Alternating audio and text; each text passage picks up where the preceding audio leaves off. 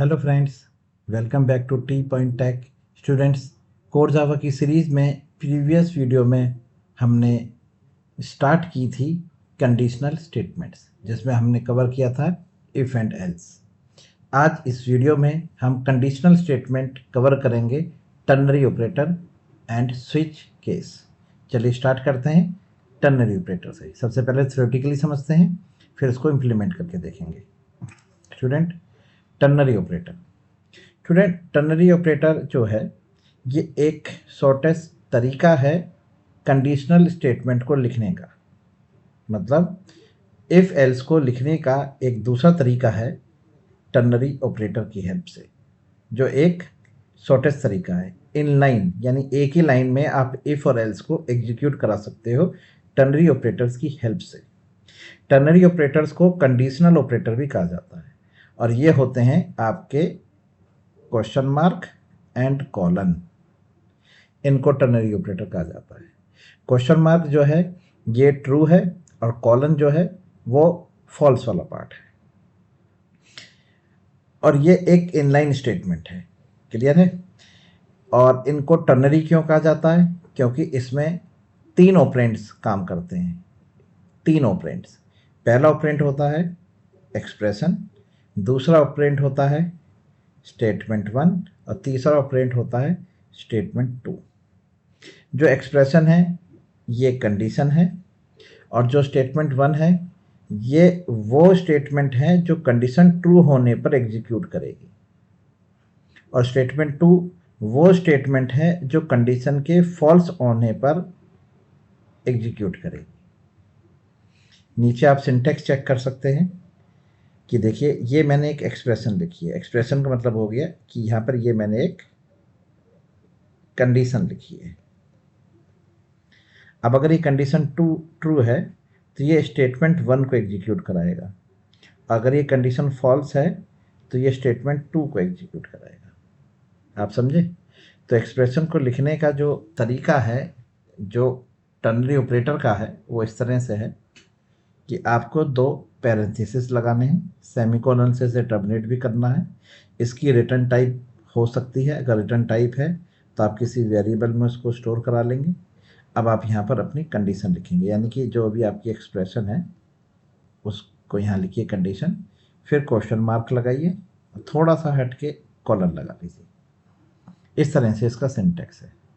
अब अगर ये कंडीशन ट्रू है तो ये यहाँ पर एग्जीक्यूट करेगा, अगर ये कंडीशन फॉल्स है तो ये यहाँ पर एग्जीक्यूट करेगा।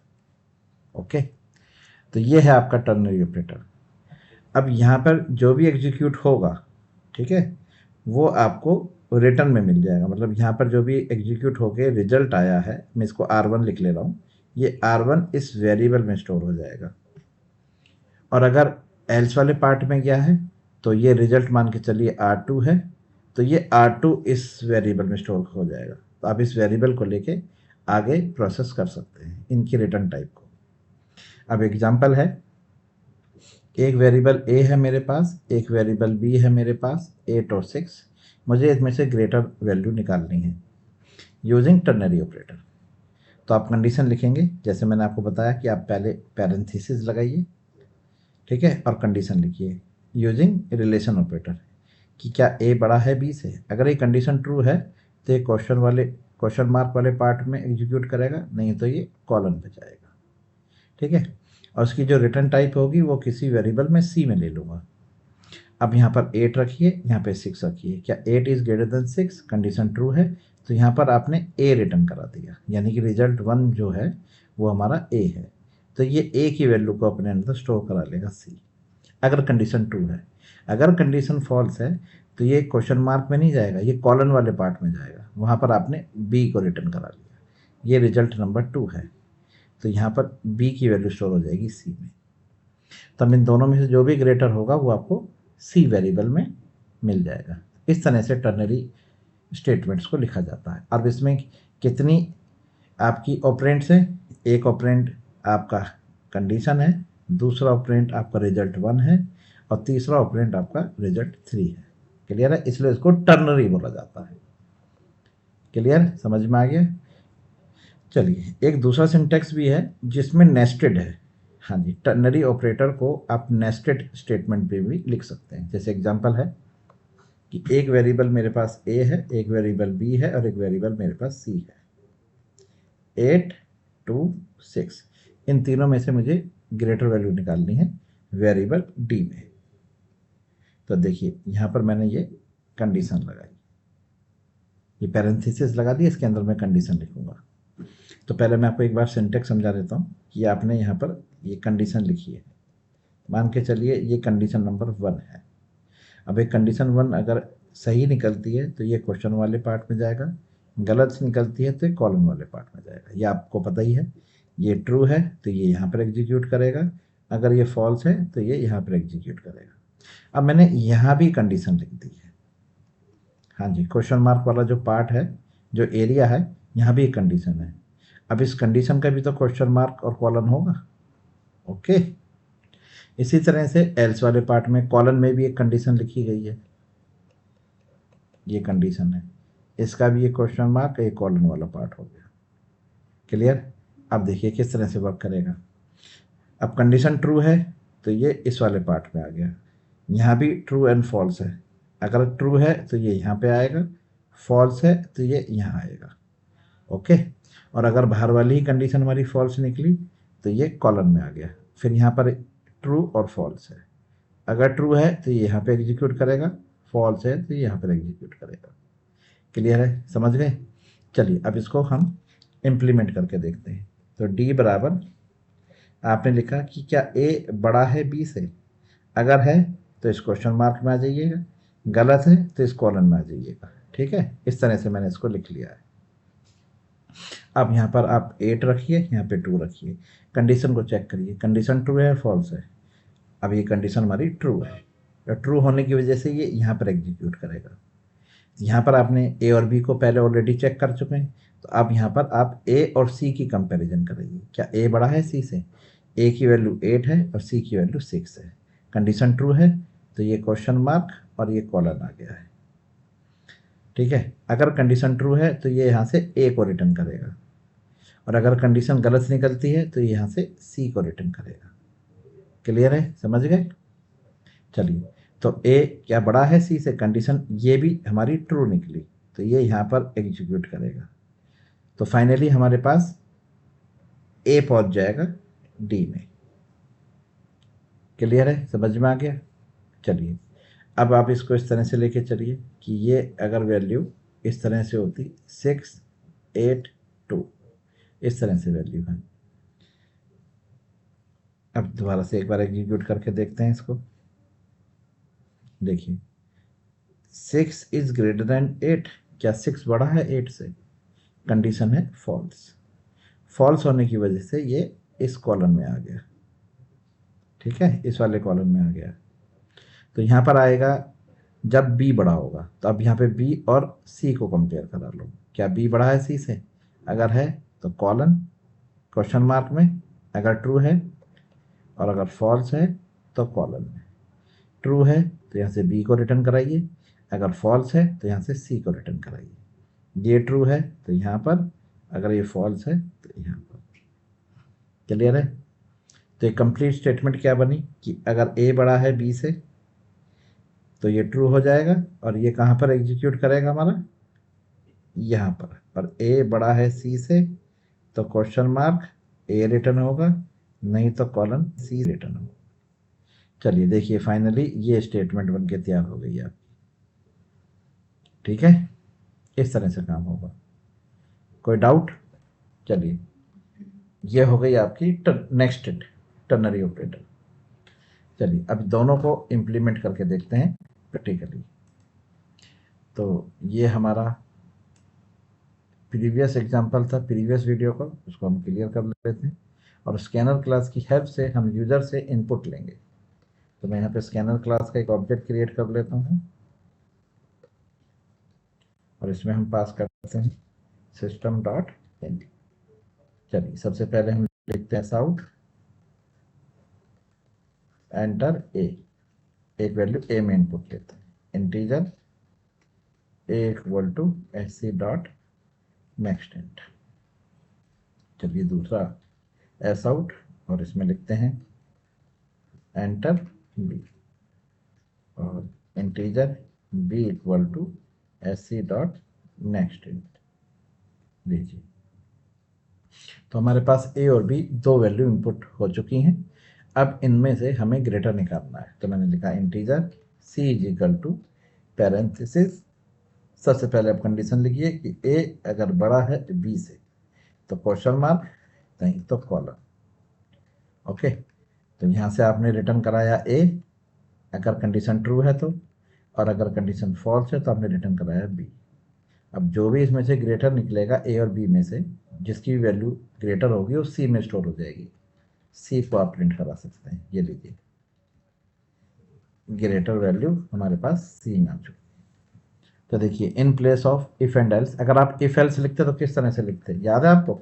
आप इस तरह से लिखते, if A is greater than B, तो आप यहाँ पे प्रिंट कराते S out A is greater, नहीं तो एल्स में आप प्रिंट कराते एस आउट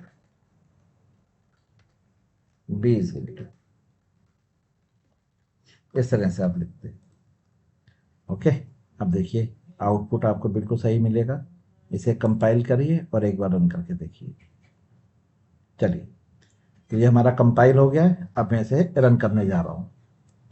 यहाँ पर आपने एक ही वैल्यू इनपुट ली है, जो आपने ली है 63, और एक वैल्यू आपने बी में ली है, वो ली आपने 41। और जैसे ही आपने एंटर करा तो देखिए लिखा आ गया ए इज ग्रेटर, और ग्रेटर इज 63। क्लियर है? ये देखिए एल एन यहाँ से हटा लीजिए, ये भी हटा लीजिए, तो आपका जो इनपुट है वो एक ही लाइन में आ जाएगा। अब यहाँ पर ग्रेटर इज सी आया है, तो आप रिटर्न टाइप में चाहें तो यहाँ पर इसको इस तरह से भी लिख सकते थे स्टूडेंट। एक मैं दूसरे तरीके से भी लिख के दिखा रहा हूँ, जिसमें मैं स्ट्रिंग इनपुट ले लूँगा, str, ये रिटर्न टाइप में हमें मिल जाएगा स्ट्रिंग टाइप, और कंडीशन आपकी यही रहेगी। इसे कॉपी कर लीजिए और यहाँ रख लीजिए, और यहाँ पे जहाँ पर आपने ए लिखा है यहाँ पर आप इन्वर्टेड कॉमास में लिख दीजिए ए इज ग्रेटर। ओके, यहाँ पे आपने लिख दिया ए इज ग्रेटर। इसी तरह से यहाँ पर आप इन्वर्टेड कॉमास में लिख दीजिए बी इज ग्रेटर। लीजिए हो गया। तो देखिए यहाँ पे रिटर्न टाइप इंटीजर है और यहाँ पे रिटर्न टाइप स्ट्रिंग है। अब यहाँ पे एस आउट और प्रिंट करा लीजिए अपने स्ट्रिंग वेरिएबल। लीजिए हो गया। तो देखिए ये इफ एल्स के थ्रू था, इसी को मैंने टर्नरी ऑपरेटर में कन्वर्ट किया, लेकिन रिटर्न टाइप में मैंने इंटीजर लिया है। यहाँ पे टर्नरी ऑपरेटर है लेकिन यहाँ पे रिटर्न टाइप में स्ट्रिंग है। रन करके देख लीजिए, ये देखिएगा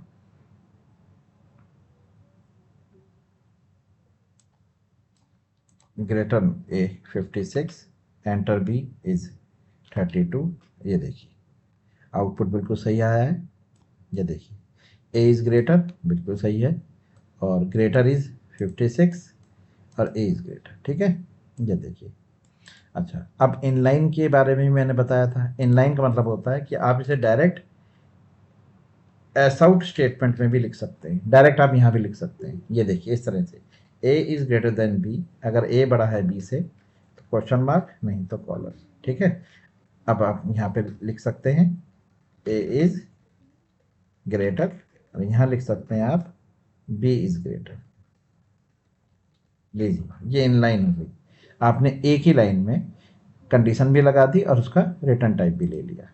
इस तरह से भी आप डायरेक्ट लिख सकते हैं इसे। ये देखिएगा, फिर आपको कंपाइल और रन करके दिखाते हैं।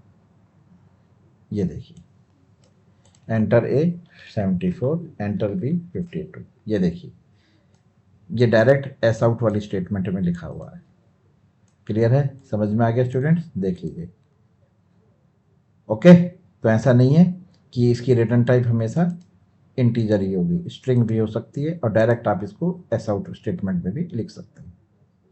तो इस तरह से आप यूज़ करेंगे टर्नरी ऑपरेटर का। चलिए अब नेस्टेड वाला भी एक बार कवर कर लेते हैं, जिसमें हम 3 वेरिएबल लेके प्रोग्राम को एग्जीक्यूट कराएंगे ए बी सी। अब मुझे इन तीनों में से ग्रेटर चाहिए, तो आप इसको किस तरह से लिखेंगे?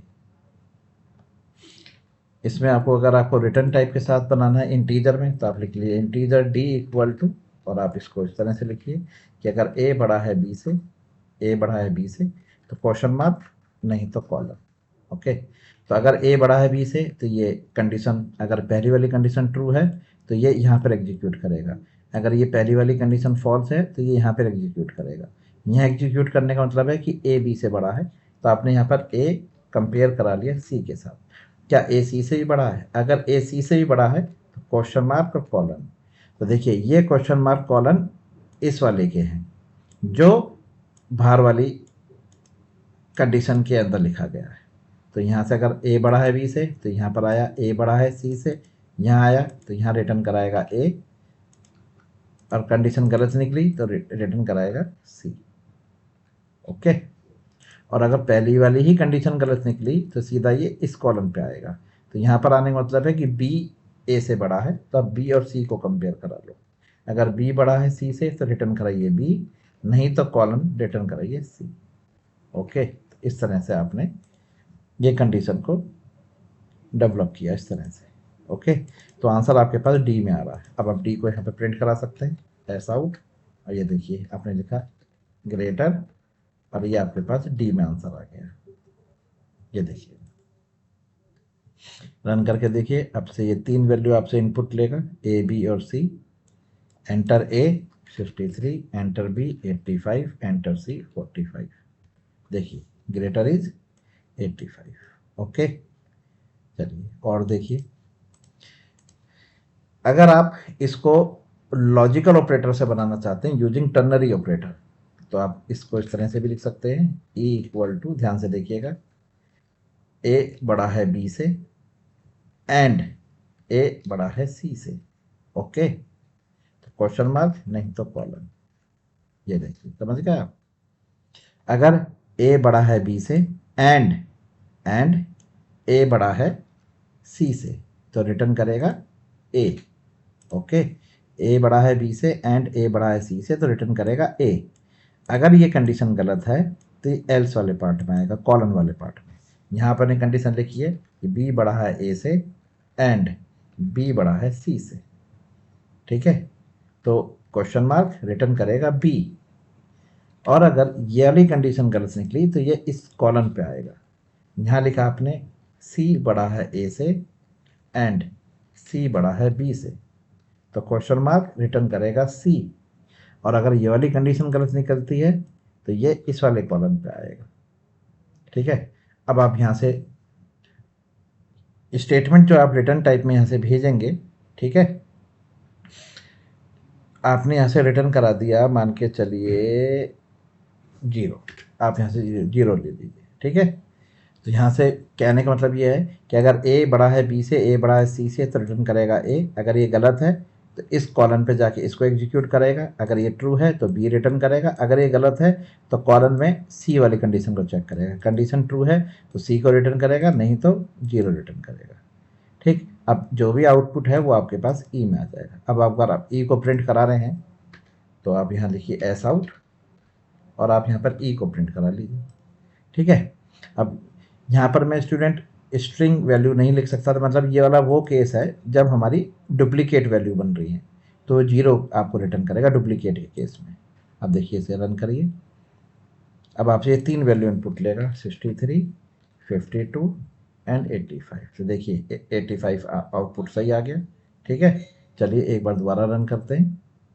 ये कंपाइल किया और रन किया, अब आप देखिए यहाँ पर 52, 21 और 52 यहाँ डुप्लीकेट हो गया है, तो देखिए यहाँ पर आंसर आपको 0 मिल गया। ठीक है, ग्रेटर तो 52 आपको देगा ही, क्योंकि 52 है, तो ग्रेटर आपको 52 मिल रहा है, लेकिन क्या प्रिंट हो रहा है साथ में 0। ठीक है, अब ये ग्रेटर 52 आपको ऊपर वाले से मिल रहा है स्टूडेंट, इस वाले से कंफ्यूज मत होइएगा। ग्रेटर 52 यहाँ से मिल रहा है, इस वाले से मिल रहा है। ठीक है, अब अगर आप वहाँ पे आप दूसरा देखना चाहें कि डुप्लीकेट भी तो हो रहा है ना, कि ए और बी के बीच में डुप्लीकेसी आ रही है, तो उस केस में 0 है। वैसे ग्रेटर जो है वो 52 है, ठीक है, लेकिन डुप्लीकेसी भी तो है 2 के बीच में, तो वहाँ पर आपको 0 भी दे रहा है। ये देखिए, ये 2 आउटपुट इसलिए आ रहे हैं कि एक आउटपुट इसके थ्रू जनरेट हो रहा है और एक आउटपुट इसके थ्रू जनरेट हो रहा है, जहाँ मैंने डुप्लीकेट वैल्यू रखी है। ठीक, कोई डाउट? तो इस तरह से आप यूज़ कर सकते हैं टर्नरी ऑपरेटर्स का। चलिए अब आपको स्विच स्टेटमेंट पढ़ाते हैं कि स्विच केस का यूज़ किस तरह से किया जाता है। स्विच स्टूडेंट्स, अगर आपके पास मल्टीपल चॉइसेस हैं, मल्टीपल चॉइस हैं और उसमें से आपको रैंडमली किसी एक चॉइस को सिलेक्ट करना है तो वहाँ पे आप स्विच केस का यूज़ करें। अगर आप वहाँ पर इफ एल्स का यूज़ करेंगे तो आपका जो प्रोग्राम का एग्जीक्यूशन है टाइम वो इंक्रीज़ हो जाएगा। तो पहले मैं आपको इन दोनों को का डिफरेंस समझाता हूँ कि इफ एल्स की जगह स्विच केस का यूज़ क्यों करना चाहिए। देखिए, मैंने यहाँ पर एक इफ़ लिखा है और यहाँ पर मैंने लिखी है कंडीशन नंबर 1, ये इसकी बॉडी। फिर दूसरी मैंने कंडीशन लिखी है एल्स इफ लगा के, एल्स इफ लैडर, ये कंडीशन नंबर 2, ये इसकी बॉडी है। फिर एल्स इफ लिखी गई है जिसमें कंडीशन नंबर 3 है, ये इसकी बॉडी है। और ये एल्स वाला पार्ट है, जब कोई भी कंडीशन मैच नहीं होगी तो एल्स में आ जाएगा। ठीक है, अब मैंने यूज़र से चॉइस इनपुट ली है, मैंने यूज़र से कहा है कि अपनी चॉइस इनपुट करिए, तो यूज़र ने अपनी चॉइस 3 रखी है। तो सबसे पहले यहाँ से एग्जीक्यूशन यहाँ से स्टार्ट होगा कि क्या कंडीशन, मतलब ये जो चॉइस है ये कंडीशन नंबर है, तो क्या हमारी कंडीशन नंबर 1 इस 3 से मैच हो रहा है, नहीं हो रहा, तो ये कंडीशन नंबर 2 को एग्जीक्यूट करेगा, एल्स में जाएगा। क्या कंडीशन नंबर 2 मैच हो रही है, नहीं हो रही, तो ये कंडीशन नंबर 3 में जाएगा। क्या कंडीशन नंबर 3 मैच हो रही है, यस, अब इसको एग्जीक्यूट करेगा। तो कंडीशन नंबर 3 तक पहुंचने के लिए इसको 1 और 2 को भी चेक करना पड़ा। तो ये स्टूडेंट, ये हमारा एक्स्ट्रा टाइम है, ये एक्स्ट्रा टाइम लग रहा है क्योंकि यहाँ भी तो चेक करके 1 और 2 को चेक करके 3 पे पहुँचा है। मुझे एक्स्ट्रा टाइम हटाना है तो इसके लिए आप स्विच का यूज़ करें। आप यहाँ पे स्विच लिखिए इस तरह,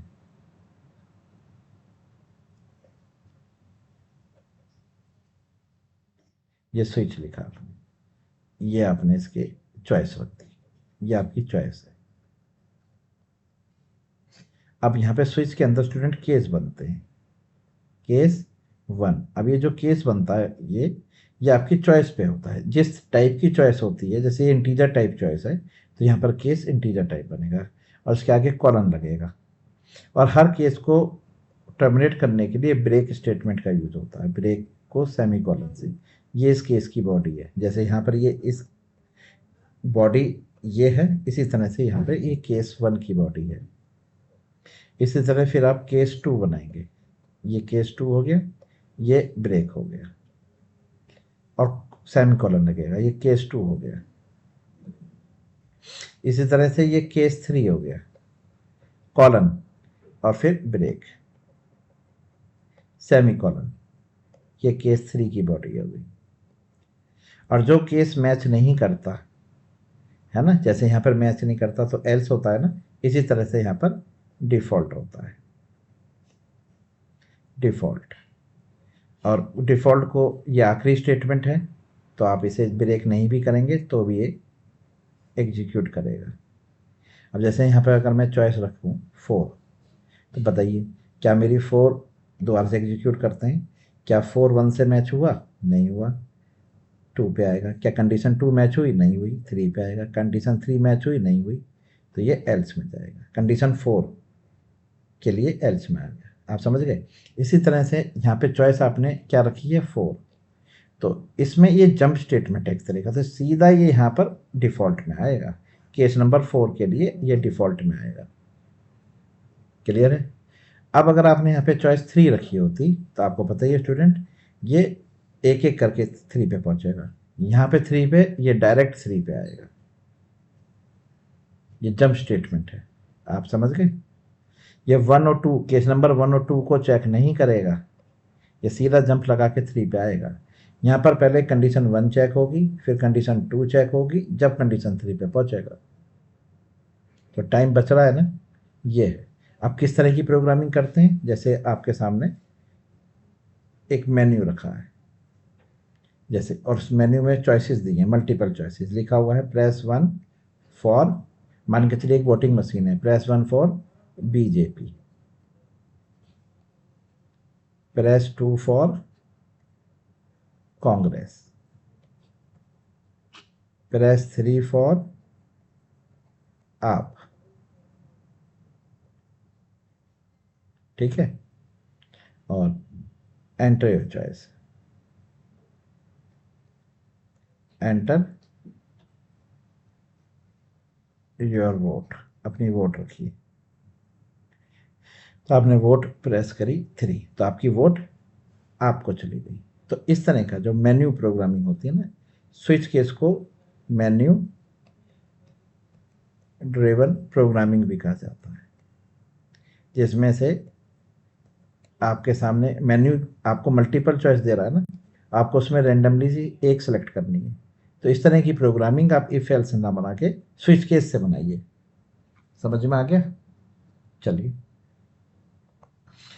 अब आपको याद क्या रखना है, इसमें कुछ बातें जो याद रखनी है कि स्विच स्टेटमेंट में आप byte, short, int, long, enum type और wrapper classes byte, short, integer, long और जावा 7 से स्ट्रिंग का भी यूज़ कर सकते हैं एज ए स्विच स्टेटमेंट। यहाँ पर ये है आपकी स्विच स्टेटमेंट, इसे कह रहा है ये स्विच स्टेटमेंट।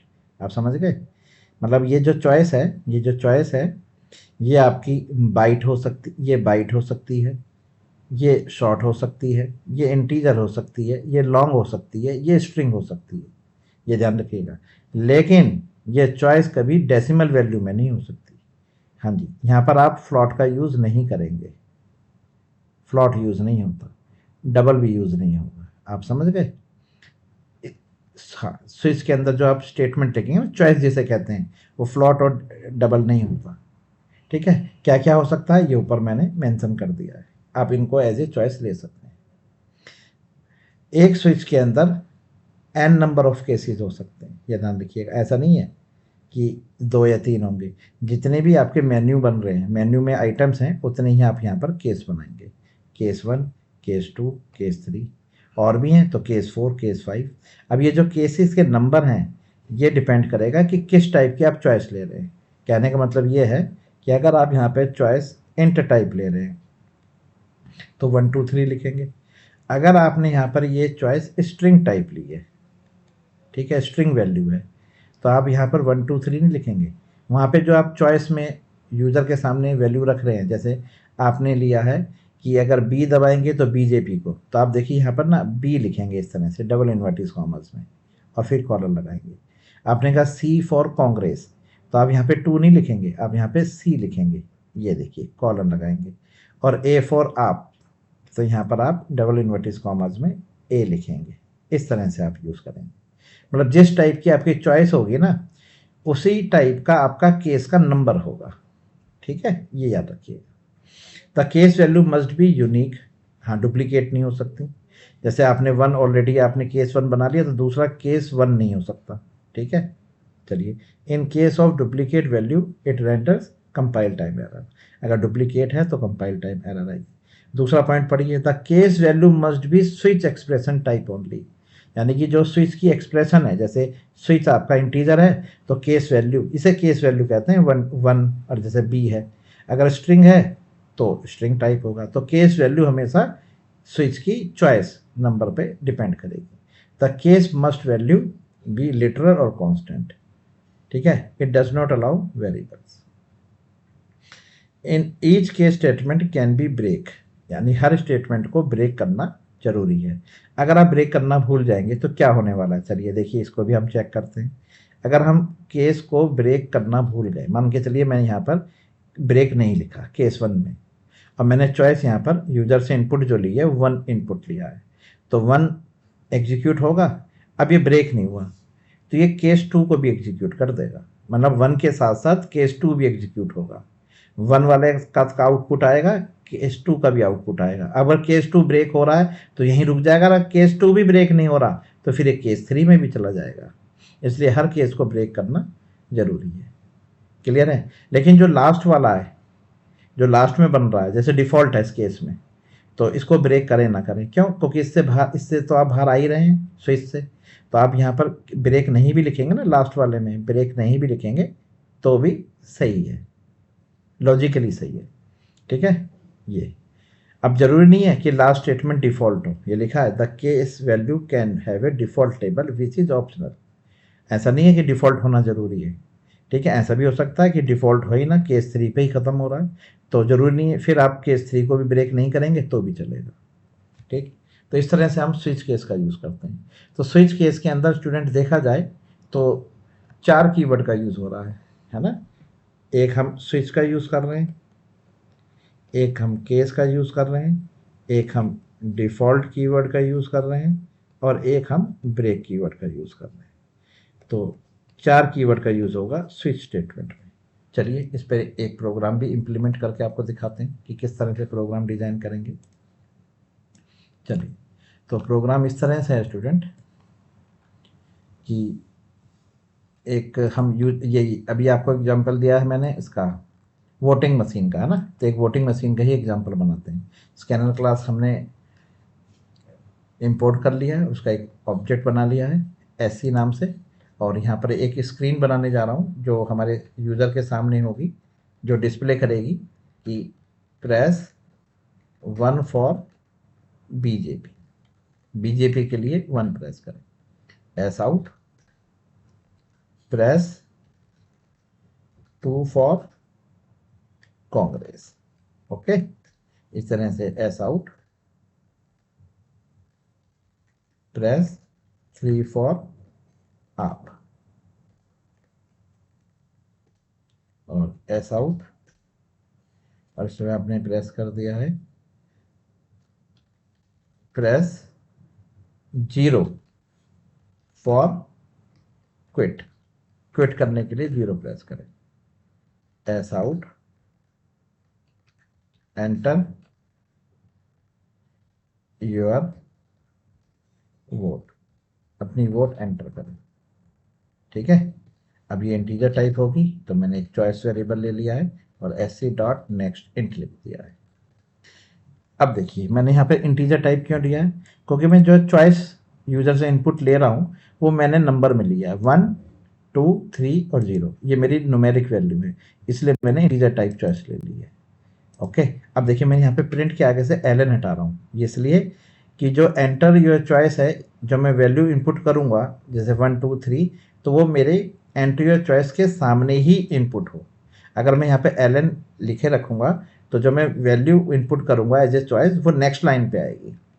यहाँ पर हम स्लैश एन का यूज़ कर लेते हैं, तो हम यहाँ पर क्या होगा, स्लैश एन लिखने से enter your vote new line पे तो आएगा, लेकिन वोट का जो मैं नंबर इनपुट करूंगा 1 2 3 वो इसी के सामने आएगा। मतलब अब जैसे मैंने 2 प्रेस करा तो ये इसके आगे ही नज़र आएगा, और अगर मैंने यहाँ पर एलन लिख दिया होता तो ये 2 यहाँ ना आके नेक्स्ट लाइन पे यहाँ आता, ये फ़र्क होगा एलन लिखने का, ठीक है। चलिए, अब जो भी आप वैल्यू इनपुट ले रहे हैं एज ए वोट, वो आपके पास चॉइस सी एच वेरिएबल मिल गया। अब मैंने यहाँ पे स्विच लिखा है, अब स्विच के अंदर मैं यहाँ पर ये चॉइस पास करी, बस। अब ये जो चॉइस है ना स्टूडेंट, ये इंटीजर हो सकता है, शॉर्ट हो सकता है, लॉन्ग हो सकता है, इनम हो सकता है, स्ट्रिंग हो सकता है। मोटे तौर पे याद रखना है कि फ्लोट और डेसिमल वैल्यू नहीं होनी चाहिए। अब आप यहाँ पर केस बनाएं। अब केस वैल्यू जो है इसे कहते हैं केस वैल्यू 1, ये यहाँ मैच होनी चाहिए। अब मान के चलो यहाँ पर 16 होता ना, तो मैं यहाँ पर 16 ही लिखूंगा, क्योंकि यूजर तो यहाँ पे 16 प्रेस करेगा ना बीजेपी के लिए, तो केस वैल्यू मैच होनी चाहिए। अब केस वैल्यू 1 है तो मैं यहाँ पे 1 लिखूंगा और कॉलन लिखूंगा और ब्रेक स्टेटमेंट लिखूंगा, ये आपको पता ही है केस को ब्रेक करने के लिए। और यहाँ पर एक मैं रनिंग स्टेटमेंट लिख देता हूँ, ठीक है। लिख देते हैं योर वोट फॉर बीजेपी, ये लिख दिए यू वोट फॉर बीजेपी, ठीक है। या जो भी आप लिखना चाहें, तो आप क्या दिखाना चाहते हैं उस पर डिपेंड करता है। ये केस 1 बन गया है।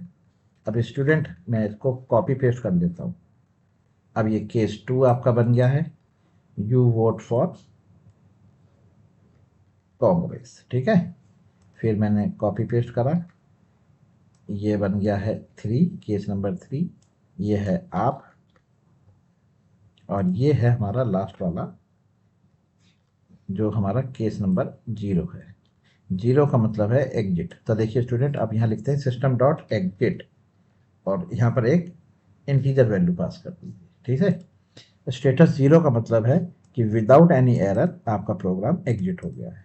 अब लास्ट में लिखिए डिफ़ॉल्ट। डिफ़ॉल्ट में आपने लिख दिया एस आउट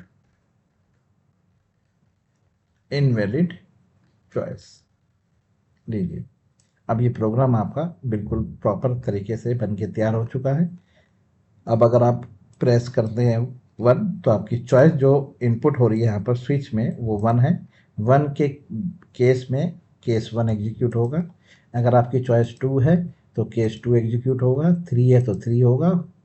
0 है तो क्विट हो जाएगा। क्विट होने से पहले आपने एक मैसेज प्रिंट करा दिया, थैंक्स फॉर वोटिंग। ठीक है, कुछ भी लिख दीजिए। चलिए, अब आप इसे कंपाइल करके एक बार चेक करिए। अब देखिए आपके सामने ये मेन्यू है। इस मेन्यू के अकॉर्डिंग आपको वोट करना है। तो आपने प्रेस करा 2, तो देखिए 2 प्रेस करते ही यू वोट फॉर कांग्रेस या your vote goes to Congress, जो भी आप लिखना चाहें वो आप यहाँ पे लिख सकते हैं। रनिंग स्टेटमेंट भी लिख सकते हैं, कोई कैलकुलेशन भी करा सकते हैं, कुछ भी हो सकता है यहाँ पर। ठीक है, दोबारा रन करके देखते हैं एक बार इसको। ये देखिए, अब आपने प्रेस करा 8, तो अब 8 तो कोई चॉइस है ही नहीं, तो इसने फॉर कह दिया इनवैलिड चॉइस। समझ में आ गया? चलिए दोबारा चेक करिए। अब आपने प्रेस करा 0 तो लिखा गया थैंक्स फॉर वोटिंग। क्लियर? अब चलिए, अब इसमें कुछ चेंजेस करते हैं। जल्दबाजी में क्या हुआ, मैं केस 2 को ब्रेक करना भूल गया, याद नहीं रहा मुझे, और मैंने प्रोग्राम को कंपाइल एंड रन किया। अब आप यहाँ चेक करेंगे कि जब आपने यहाँ पे 2 प्रेस किया तो देखिए कांग्रेस को भी और आपको भी एग्जीक्यूट करा दिया। क्यों? क्योंकि यहाँ पर ब्रेक ना होने की वजह से केस 2 के बाद केस 3 भी एग्जीक्यूट हो गया, और केस 3 ब्रेक हो रहा था इसलिए केस 3 पे रुक गया। अगर केस 3 भी ब्रेक नहीं होता तो केस 0 में भी एग्जीक्यूट कर जाएगा। ठीक है, समझ में आ गया? इस चीज़ को आप ध्यान रखिएगा कि ब्रेक होना क्यों ज़रूरी है। समझ में आ गया? अब अगर मान के चलिए यहाँ पर इंटीजर वैल्यू की जगह मैंने इस तरह से लिखा होता, press B for BJP, C for Congress, A for AAP, Q for quit, ये लिखा होता, तो फिर आप यहाँ पर ये बी सी ए मान के चलिए स्ट्रिंग वैल्यू है, तो आप यहाँ पर इंट की जगह स्ट्रिंग टाइप इनपुट लेते और नेक्स्ट इंट की जगह नेक्स्ट लिखते। अब यहाँ पे चॉइस जो आ रही है वो स्ट्रिंग टाइप आ रही है, तो यहाँ पर ए को आप बी से रिप्रेजेंट करें यहाँ पर ऐसे। अब ये भी तो हो सकता है कि स्मॉल बी प्रेस कर दें, तो आप नेस्टेड केस कर सकते हैं, इस तरह से कर सकते हैं, केस और स्मॉल बी। हाँ जी, ऐसा पॉसिबल है, ये हो सकता है। अब आप बी प्रेस करें कैपिटल या स्मॉल, ये दोनों के लिए, कैपिटल बी और स्मॉल बी के लिए ये एग्जीक्यूट होगा। इसी तरह से सी, आपने कैपिटल सी के लिए ले लीजिए, ओके। इसी तरह से आपने स्मॉल सी के लिए भी ले लिया। चलिए, और इसी तरह से आपने कैपिटल ए के लिए और स्मॉल ए के लिए भी ये ले लिया। ठीक है, ध्यान से देख लीजिए। ये देखिए, capital A, capital B, small B, capital C, small C, capital A, small A, 0 यानी क्विट, तो क्विट के लिए कैपिटल क्यू। ऐसे भी तो हो सकता है यूजर स्मॉल क्यू प्रेस कर दें, इसलिए आप दोनों लेके चलिए, क्योंकि कैपिटल स्मॉल दोनों अलग अलग कंसिडर किए जाते हैं प्रोग्रामिंग लैंग्वेज में। वो वजह क्या होती है? वो वजह होती है एस्काई कोड्स, जो मैं आने वाली वीडियोस में आपको बताऊंगा। कैपिटल बी और कैपिटल स्मॉल बी में क्या डिफरेंस है। ठीक है, स्मॉल और कैपिटल में क्या डिफरेंस होता है, ये आने वाली वीडियो में आपको कवर कर दूंगा। अब डिफ़ॉल्ट में तो कुछ लिखना नहीं, क्योंकि जो केस वैल्यू थी वो ए बी सी और क्यू है। ठीक है, चलिए अब आप इसे रन करिए। अब देखिए आपके सामने यहाँ पर बी आ रहा है, तो आप बी प्रेस करिए ना। अब स्मॉल करें या कैपिटल करें, देखिए यहाँ पर स्मॉल बी प्रेस करा, बीजेपी क्यू, दोबारा रन करा आपने, फिर आपने यहाँ पर कैपिटल बी प्रेस कर दिया तो भी बीजेपी को है। चलिए, अब अगर यहाँ पर कोई आप वैल्यू प्रेस कर दे रहे हैं, वैल्यू जैसे आपने 4 कर दिया, तो इनवैलिड चॉइस हो गई, क्योंकि 4 तो चॉइस है ही नहीं। चॉइस हमारे पास क्या है? बी सी ए और क्यू। अब समझ में आ गया? ये आपने यहाँ पर क्या यूज़ करा, ये यूज़ करिए अपने स्ट्रिंग वैल्यू, आप स्ट्रिंग का यूज़ कर रहे हैं तो इस तरह से आप यूज़ कर सकते हैं। कोई डाउट? तो स्टूडेंट ये है हमारा स्विच केस जिसमें हमने एक रनिंग स्टेटमेंट यूज़ करनी। अब अगर आप यहाँ पर इसको इस तरह से लिखें कि press 1 for add, press 2 for minus, press 3 for divide, press 4 for multiply और प्रेस 0 फॉर क्विट। अगर आप कोई ऑपरेशन परफॉर्म नहीं करना चाहते तो 0 प्रेस कर दीजिए तो ये क्विट हो जाएगा। Okay, enter your choice. हमने चॉइस आपने इंटीजर टाइप ले ली है, ठीक है, ये लीजिए। नेक्स्ट इंट लिख लीजिए।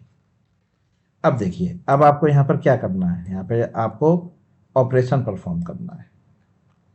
1 ऐड के लिए, 2 माइनस के लिए, 3 डिवाइड के लिए, 4 मल्टीप्लाई के लिए और 0 क्विट के लिए। तो स्विच के अंदर आ जाइए, यहाँ लिखिए केस 1 और ब्रेक। यहाँ पर आपको ऐड करना है, ठीक है। तो आपने यहाँ लिखा एस आउट, ध्यान से देखिएगा, और ये वैल्यू आपने यूजर से इनपुट की है, एंटर ए, एंटर ए। एक वैल्यू आप यूजर से इनपुट ले रहे हैं, एंटर ए। और वेरिएबल आप यहाँ पर ग्लोबल ले लीजिए, स्विच से बाहर ले लीजिएगा, ए बी सी।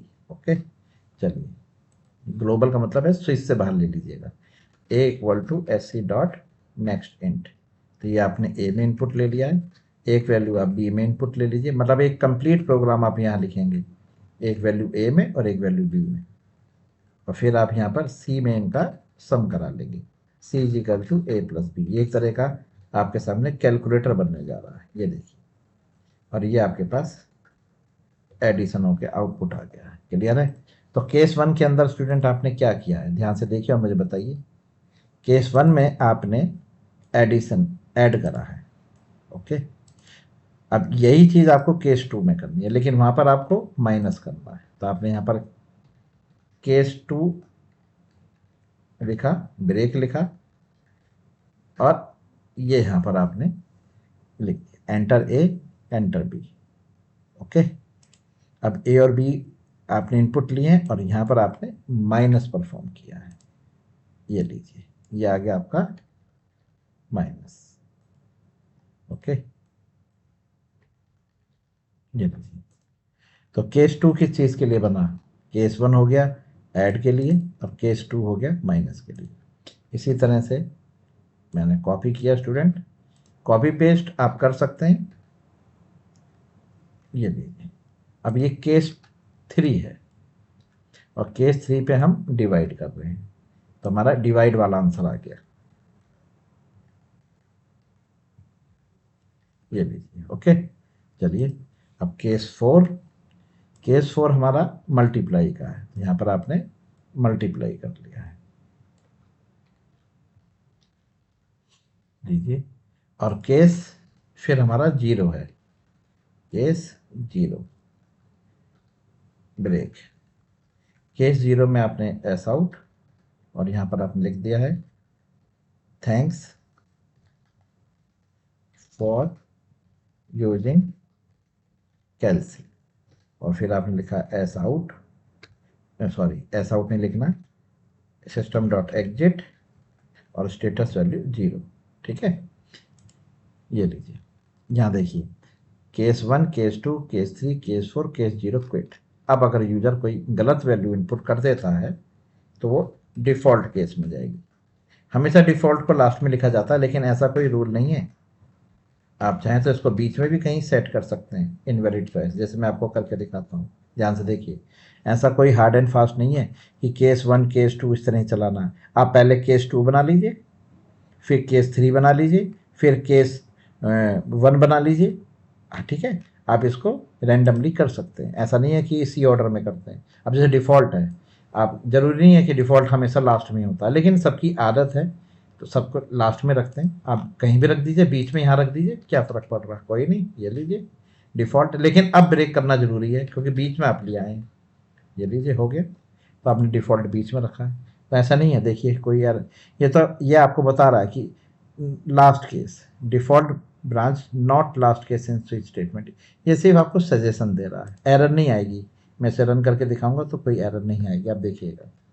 हाँ, ब्रेक करना ज़रूरी होगा, क्योंकि ब्रेक करना अगर आप भूल जाएंगे तो आपको क्या दिक्कत आएगी, आपको पता ही है कि ब्रेक नहीं करोगे तो केस 4 भी एग्जीक्यूट कर जाएगा। ठीक है, चलिए अब आप इसको एक बार कंपाइल और रन करके देख लेते हैं।